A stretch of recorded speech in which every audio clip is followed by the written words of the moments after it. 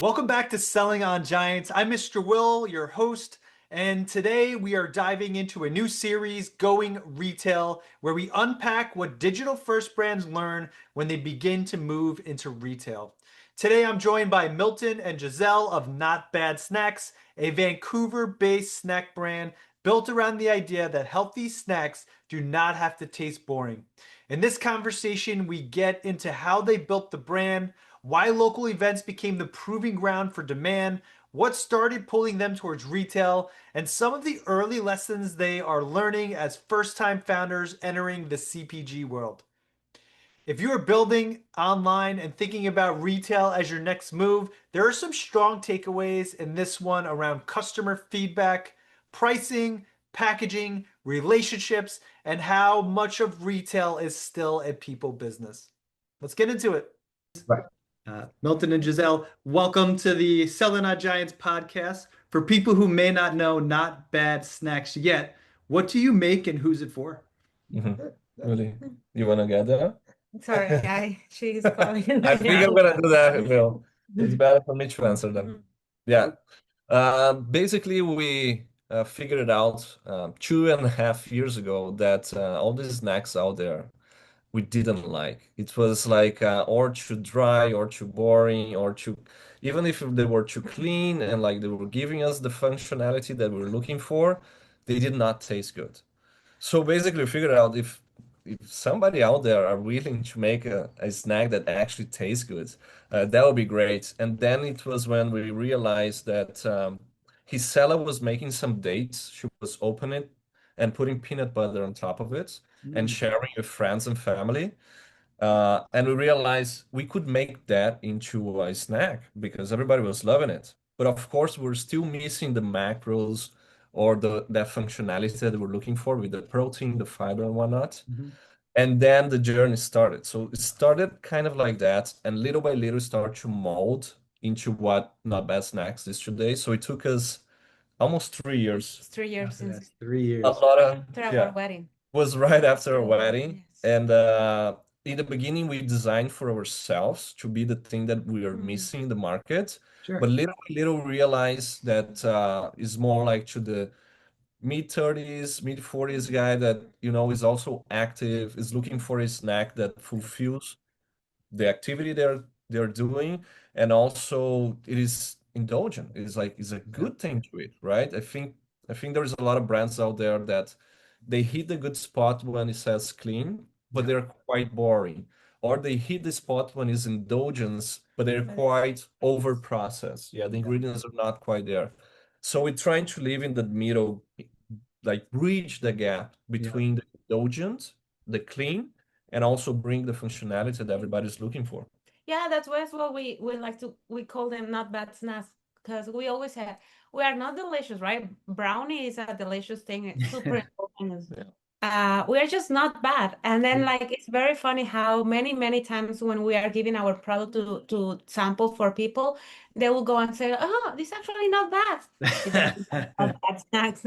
Yeah, so Yeah, the branding has been on point because people have been reacting to it like, oh, this is actually good. This is actually not bad. And it's like, yeah, that's exactly what we're going for. yes. We're not, extremely delicious Nutella with ice cream, but we do deliver the taste that I think a lot of people are looking for and craving. Yeah.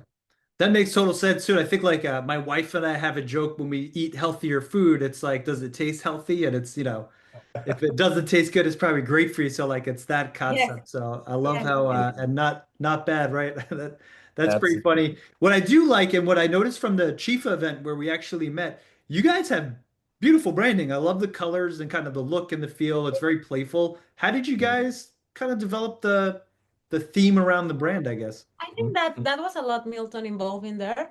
Uh, he was always mentioning he wanted to do something like we saw that out there. All of the other bars are very nice, and even the names are like truly, simply, or things like that, right? And he was like, "No, we need to do something more like unapologetic, something different that stands out because you literally just have like what a span of 3 seconds to catch people's Yeah. attention on shelf." Yep. And he was like, we need to take advantage of those 3 seconds for someone to grab it. So let's just do something different, that something that I will actually like for myself. And then Milton is very, very detail oriented in designs and yes, like marketing wise, right? Yeah, yeah, So we it was realized very that cool. I'm from Brazil, Gisela is from Mexico. We come Mhm. from countries that the brands they pop up. They Yeah. are colorful, they're joyful, they're fun. And entering the Canadian market was kind of like everything is kind of square and kind of in their own specific spot, and there's no disruption. Is everything is very, aligned. Let's put a little bit of what we are into the project, into the brand, into the whatever you can see, the not bad snacks, the logo and whatnot. We have this fun way of living life. Let's translate that into the brand. And also, snacks should be fun. It should be Yeah. something that you were looking for that actually, have some connection. And I think that Connection, yes. it was missing a little bit this side of the branding here in Canada. At least I know the US has bigger amount of products, is a little bit more ahead of the game. But we definitely saw an opportunity to put who we are into the brand and make that authentic. And I think people are craving that authenticity. They're craving something that, is a little bit more than just a bar. It's like Mm. something that I play with is fun. I will remember that face. Yeah. Like it or not, is something that it definitely evokes some emotion from you. Yeah. And that's what I'm looking for. It's like this connection. And I Yes. think this is very important. See as well, and it's like, oh, I want to actually wear that. I want to have that on my shirt. And I think we accomplished that because many times, like all of our family always want, they ask for merch for them. They That's want cool. to have a shirt of with that face, and yeah. So I Yeah, think yeah, behind the idea of building a product, I think comes a lot of uh, putting a lot of who we are into it. Mhm. And if we don't do that, and if you try to just be whatever is already out there, you ended up going the direction that is not truly yours. Yeah. And that might be a mistake, might be the right path for some people, but we definitely saw that if we do things the way everybody else is doing, we're gonna end up being being everybody else. everybody else, doing the snack that we don't like to eat, and being the same thing that we saw there, not solving the problem that we perceive in the first time. Hmm. I like that. And getting above mediocrity too. It's like, how could you, I mean, like innovation or disruptions what really Yes, exactly. creates the innovation. So that's pretty cool.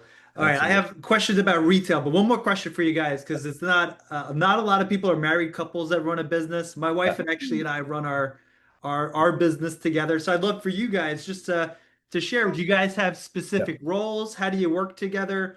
Does Giselle just keep you in line all the time? yeah, Yeah.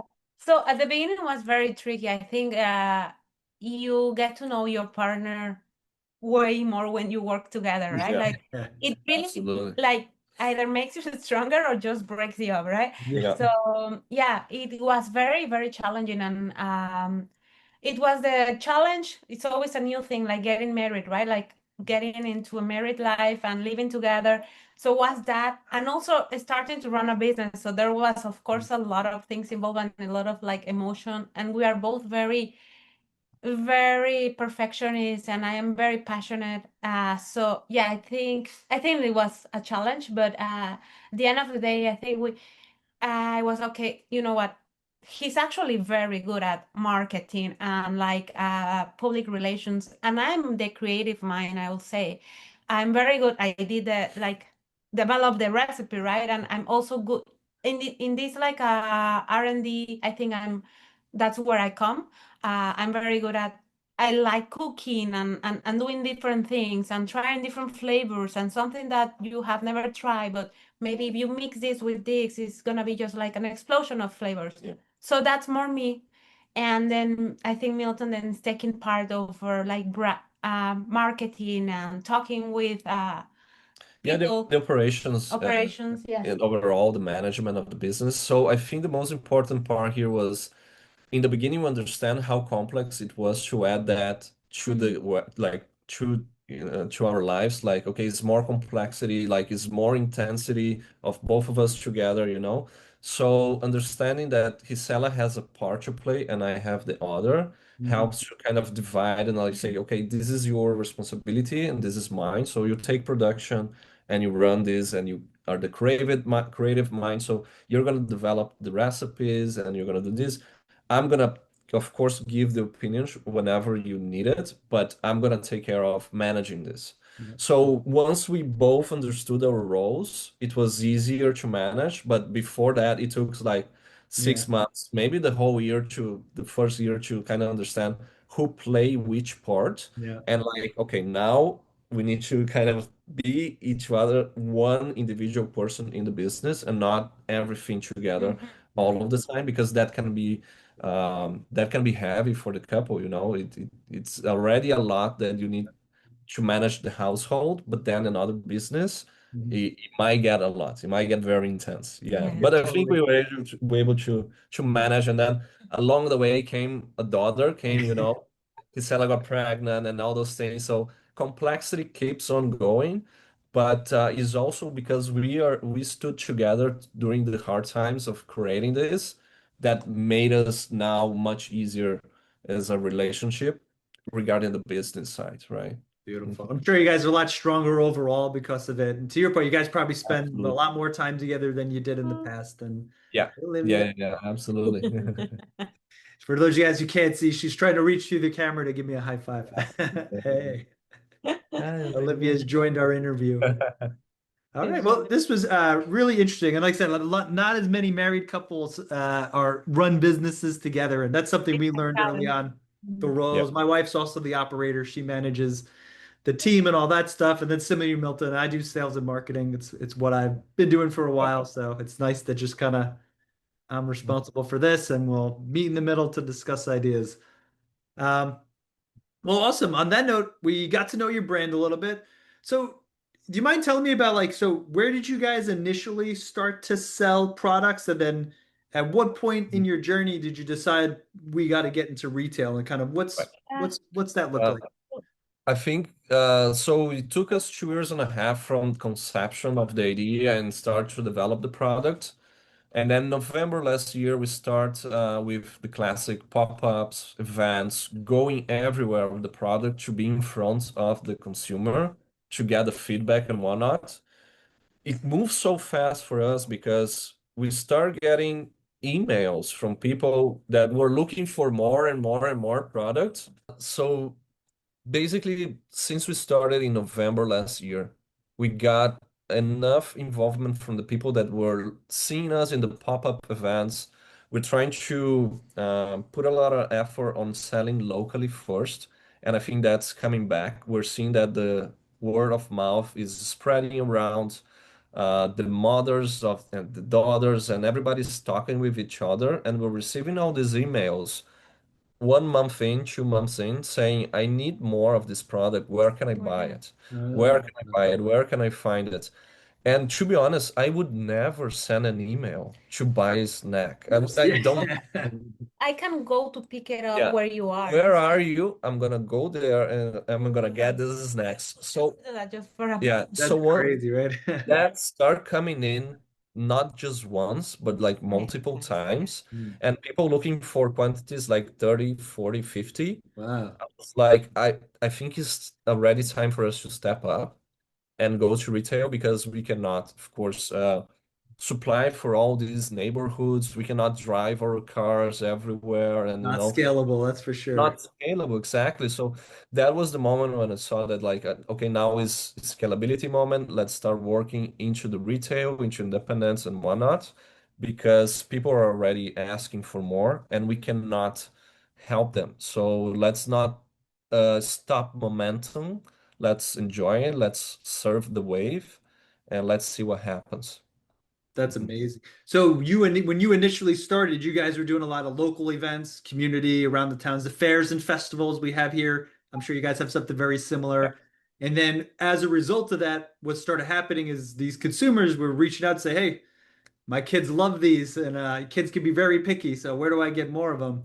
And Yeah. that's when you realized that you guys had a market and a product that people actually liked. Mhm. Absolutely, Yeah. absolutely. Because before that, you can only dream about, what people are like or not. Family, and they will always tell you, I think. Yeah, it's always, Yeah. yeah, Didn't quite believe that we had a good product until people start coming back and ask, where Yeah. can I need more? I wanna go and pick more. I sending emails. It's like, wow, that's a lot of work.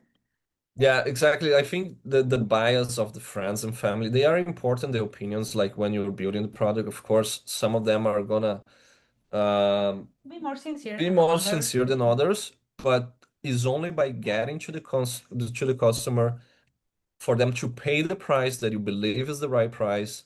And then you see that the price is not a problem. You see that the branding is not a problem. You see that they are perceiving the value that you're trying to give is when you figure out, okay, if I can scale this, we might just have a good chance. So, Milton, as you guys kind of went on the journey, you did you were selling at these events. What was there anything you had to change or prepare prior to getting into retail, whether it's your packaging or how the product was delivered? Like you didn't start doing the local events with a final product, right? Was there a bit of an evolution that got it retail ready, if you will? Right. The product itself, it evolved during this 2 years and a half. And during this 2 years and a half, we were doing the events and giving for free the product. We just Mm, wanted feedback in the product itself. Once we got that right and we saw that people were like approving, like, okay, this is it, then we start selling in the events, in the pop-ups and whatnot. What happened then was understanding what price now they want to pay for this mm, and what price we need to be in order for the retailers, the distributors, the brokers also get their, their percentage. Because one thing is selling direct to the consumer in a pop-up event. Another thing is going to retail, and you have to share that within other, people and other players and whatnot. So, and I think what changed it a little bit was pricing. We start understanding better that we had to position at certain price, not in order to sell the product in the pop-ups, but in the long term to embrace everybody that's going to play the game. mm, Another thing is the packaging. The packaging we received so many feedback on the package along the way that we'd end up moving a little things here and there. And by listening to the customer, actually, I think we landed in something that really calls attention and it really is like perceives the value that we're trying to give. So I think the most important thing was listening to the customer, seeing that they were really willing to pay the price even a little bit higher than we thought. mm, Uh, that was not a problem. The thing is testing. I think you need to test over and over again in order to get the right pricing, the right packaging. I think there is a lot of that before moving to retail, and it changes everything because now we have a different package because we listen to the consumer. We have a different pricing because we now understand other players in the game.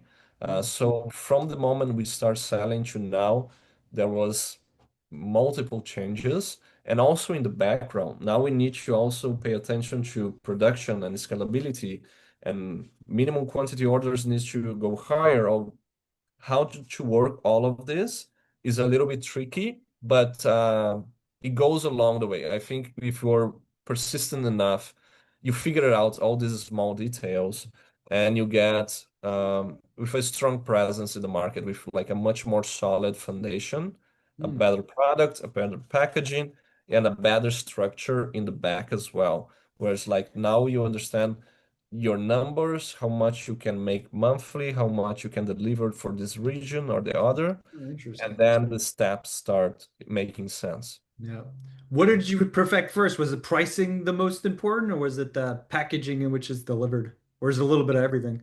Yeah, they came together as we put out there to sell. Pricing needed adjustment, packaging needed adjustment. We didn't know at the time. We discover as you go. I think it's a lot of the entrepreneurship side of it is learning as we go because we don't have experience. We didn't have any experience in CPG.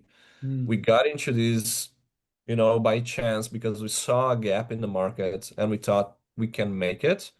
And of course, we had to put a lot of effort on it to yeah. make it happen. But I think the changes, they will happen. Your product is never going to be finished. I think there is always going to be things to be adjusting, and also it's never going to be perfect.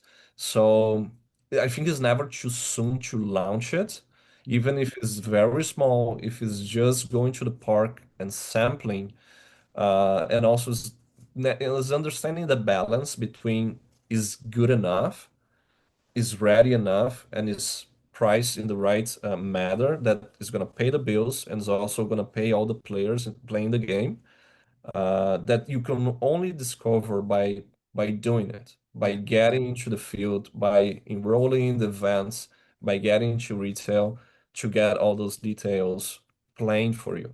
Hmm. So with some of your initial challenges, like you priced it wrong, sold a bunch, and realized you lost a lot of money, and then you're like, okay, Yeah, back to the bas drawing boards, essentially. exactly. Yeah. Basically, that's it. It's like understanding that my target also audience also is very different from my thought in the beginning. It's like it's not only exactly who I am as a person, but is the mother of the kids that loves the product. So I'm Hmm. a product for kids now that I had no idea that was part of my target audience. So now the mothers are very involved in the whole process. They are giving me tips on how to change the package. Uh, we changed the package because of tip of a mother that gave it to us. She said, I cannot see protein in your packaging right away. If I could see that, I would not even ask any questions because I love the branding. I think my kid's gonna love it, but I didn't see the protein. It was hidden in the bottom. What I Mm. did, like I listened to her, I moved to the top. So now you cannot not see it. That is also a functional product. And now we get much more of the attention of the mothers. They come to us right away. They say, "Oh, this is perfect because it's fun, but also give the macros that I'm looking for to give to my kids." We only discovered that along the journey. We didn't know that in the beginning. We had no idea that that was part of the path. That was the target audience. So this is part of the process of not only understanding pricing, scalability, but also your target audience. It might change along the way. Yeah, it's actually brilliant though. I mean, you're making the package for your customers or the product for your customers, so it's great. Amazon, for example, is one of the greatest companies in the world because it's customer centric. Everything's around that customer experience and journey. Apple is the same way. So you hear a lot of these really great entrepreneurs there. They have the ability to put customer first, but they also have the ability to listen really well and then execute and implement. So it sounds like you guys are on that trajectory, which is really awesome. Absolutely. Yeah, always listen to the customer. They know more than you.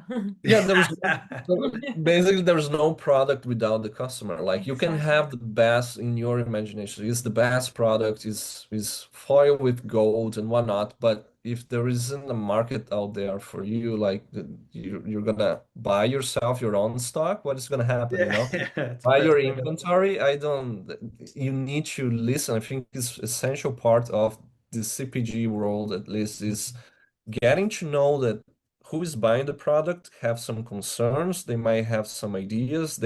They are the ones that are gonna shape the path that we're gonna take. And if we don't listen to them, we might end up being the same product that everybody else is already developing. I like that. I got two more questions for you guys. We might run a little bit over. You guys got an extra 5 minutes? Oh, no problem. Mm. Yes, we got it. Awesome. I Yes. know Olivia's ready to play with dad right now, so Yeah, she's eating some snack. snacks will do it. Awesome. What's for both of you guys, what's something you believed about retail before you got into it that, or sorry, what's something you believed about retail 6 months ago that you now realize isn't true? That you something that you believe and then like you just saw that's true. That's not true. That you That's thought not was true getting into retail, and now that you're in retail, you're like, that's not Yeah. even remotely true. For me, it was thinking that it was much more technical and much more like spreadsheets and DAX and whatnot, and understanding that it's actually relationship based is Ooh. actually that you need to put yourself out there, talk with the person. Like it changes a lot, writing an email and getting those feedbacks by email than getting to the independent stores or whatever is the retail that we're going for, and actually talking with the managers, looking at the shelf that we're going to be seeing, giving solutions and talking like personally with the person. I think there is a bet a lot on the founders, much more than in the product. That was my perceived idea, that I thought the product was 90%. Mm. And actually, it is a lot. And don't get me wrong, the product is important, but if they don't trust what you are and what you built and how you as a manager are gonna have a relationship with them, if they don't like the relationship with you, they probably not getting your product. Like there is a big thing there that I had no idea existed, and we realized by doing the two things. One, just dealing by emails and whatnot, and you see that the doors are kind of half open. Mhm. But once you get personally in front of the managers, the owners, and whatnot, is like it changed from night to day. Like it really makes the difference. So perceiving that is not only a technical sale as like pricing, shelf space, wholesale, suggested retail price. This is of course important, but this is the minimum. Mm. Most important part of it is how the relationship is maintained, how you're gonna help them to sell your product. Do you have solutions for them, or you're just coming and giving them homework to do? Look, this is my product, figure it out. Mhm. So realizing that the path is much more relationship based than the technicities of Yep. it, it was what surprised me the most. Yeah. Yeah. That pretty interesting. Yeah, Giselle? Yeah, I think that like at the end of the day, there's a human behind everything, right? Mhm. Yeah. It's not just a market or it's something like I think more than when you are starting on this world of yeah, like the food industry. Uh you think Costco, you think Walmart or independent stores, and independent stores not as much as the big ones. And yeah, and you will be like, oh, just think about the retail, but you don't get to think like you don't stop to think it's actually everything is involved. Humans are behind everything, right? Mhm. Someone is gonna read your email, someone you're gonna talk with. It's not just like the market. No, there's always humans process involved in everything. So at the end of the day, as Milton was saying, we need to show our face. We need to build a relationship with them, and yeah, and also another thing that had zero idea about it is at the end of the day real estate right on the shelf. Yeah. It's not as easy. Oh, I just put my product and that's it. No, it's what try to convince them or why is your product good here? Why do I want to put your product and remove something that I already have in there? Yeah. You need to show that, right? So I think that's something that you as a customer that has your idea about it, like whenever I was walking through the markets and I will grab a product, I've never stopped by and think, oh, how is that this product ended being on the shelf? Well, there's a lot of work involved Yeah. in being there. It's not That just as easy as put my product in there. No, no, no. Yeah. Definitely not. But to your Uh, point, guys, it's all about who you know, and honestly, what I'm taking away from it, and it's similar in so many different verticals, but it's like, how can I make your life easier? To your point, how can I bring the solution to the table that's not giving that buyer more work? Because obviously, it's mutually beneficial if you're on shelves and the product sells. It's a winning relationship. So that's really solid advice. Last question, just to kind of wrap this thing up. What resources do you recommend? So a lot of people who follow this podcast are in the digital space. They may Right. be starting their journey into retail. Did you guys go through a coach? Did you hire a broker? Was there lots Mhm. of AI and Googling? Yeah, I think definitely coming from I was a lawyer. I had no experience in the CPG market before, so I would never step into this without having a consultant in the market we are, the CPG, because there is so much complexity behind it. It's a whole new world for both of us. If we were to make all the mistakes ourselves, it would take not 3 years, it would take 10. Yeah. And it wouldn't cost what it costs, it would cost much more, right? I think essentially something that I know it's costly. I know that it might not be for everyone's budget, but if you don't have some professional in the area kind of guiding you some steps on the way, because you don't understand the complexity that is behind the curtains, right? So that was essential, definitely essential. But regarding digital tools, I think we moved a lot with basic stuff like QuickBooks, Squarespace. Like there is a lot of solutions out there, like developing your own website, like a Shopify is great. Squarespace is also great. Of course, how you sell your product, figuring out all those things. But the main point I think was having the food scientist Food by scientists, yourself essential to have one. in regarding our product, because how you know how to uh, Scale. scale, number one, and also shelf life. How do you do that if you don't have somebody by your side guiding you through it? I think it just would take us too long. We would not even begin the process if you didn't have the capacity to have that professional by your side. Even though expensive, I think it was necessary, at least in our case, because we didn't have any experience on it. Mm. And it really changed the game.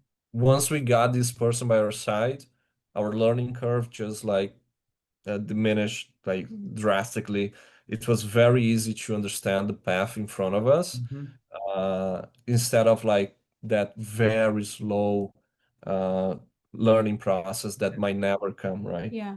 Because one thing is making a product that's artisanal, that's handmade, that's meant to be, we always call the cookie girls, right? Like someone that just sells cookies on the corner and go to your house and the little girl that sells cookies, right? That's one thing, and then it's another very different thing making a product that's scalable, right? That is commercially, it's meant to be commercially sold and all that is a way different thing that we had zero idea about it. So I think that was one of our biggest learning curves, is how to, from the recipe that I just created, which was very artisanal, how can we make this scalable, right?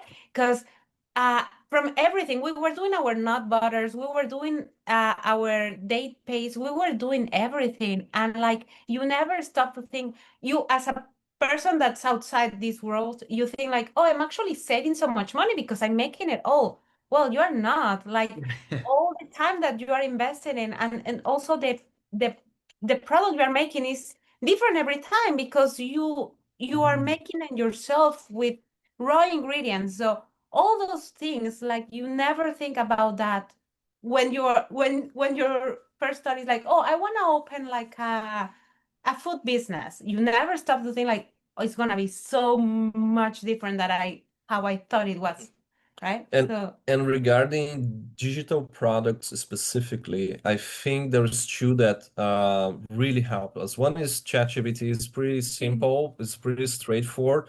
It helps us with our social medias, with our emails, with everything that you know you need to put some time into it and make our brand voice and whatnot, reflecting upon pricing, reflecting upon competitors and whatnot. It really helps you to figure out things much faster, and also helps you redacting perfectly nice emails, put your own voice and whatnot. That really help us in the beginning. And then another digital solution is AI broker called Opener that we just got in touch with it. And they're basically a broker that it costs a fraction of what a real broker would cost. They don't get any retainer, and they work as 10 brokers basically. You yeah, just It's just unbelievable. So I put an eye on AI tools out there because they're really changing the game, how the game is approached. I think brokers should be careful at this point because these AI tools are coming with very cheap and good solutions for a small business like us. They make something that would take 8%, 5%, or 6%, whatever it is, for a fraction of a fixed 300, 400, $500 per month. And they spread much faster than actually a broker could.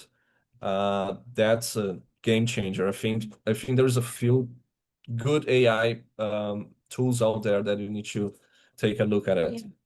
That's Also, pretty some cool. solutions that I think they're very important to mention, not solutions like programs.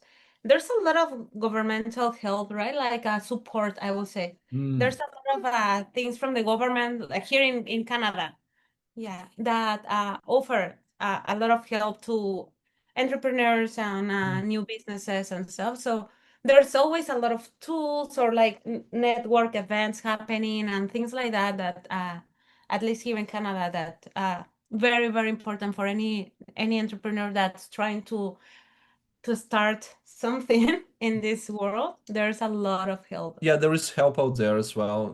Need to be very on it. Also, ChatGPT would help with that. Also like which programs in our state, in our province, in our country would help us to make this happen, and it's gonna help you to figure out those things. So this is another way of using ChatGPT that help us a lot. Is like figuring out programs that we had no idea. How do you Google that? Like yeah. is already is a new era where the solutions are presented to you in a much simpler way, and yeah, it's just a matter of you putting the time, thinking a little bit out of the box, and ChatGPT and all those AI tools are here to help.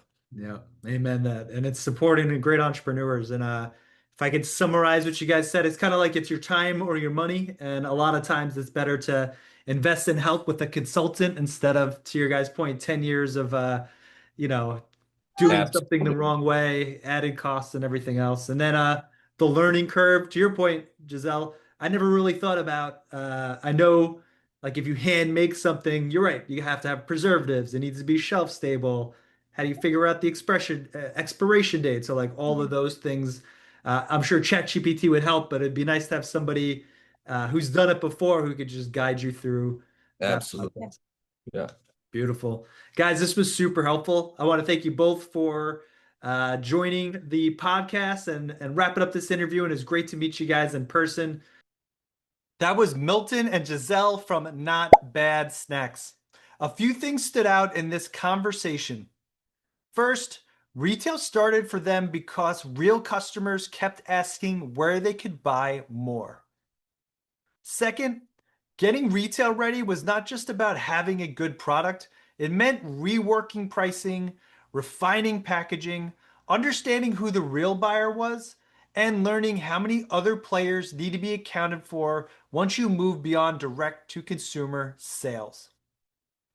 And third, one of the most important lessons they shared was that retail is far more relationship driven than many founders expect. For digital brands considering retail, that is the bigger theme here. It is not only about product quality or margin math, it is also about trust, timing, shelf space, and making life easier for the people on the other side of the table. Thanks again to Milton and Giselle for joining me and sharing their early journey. If you want to check out their website, notbadsnacks.ca, and you could check out their Instagram as well. The links will be published in the comments below. If you enjoyed this episode, follow Selling on Giants wherever you're tuning in to hear more conversations from founders and operators. And thanks again for joining. Tune in next time.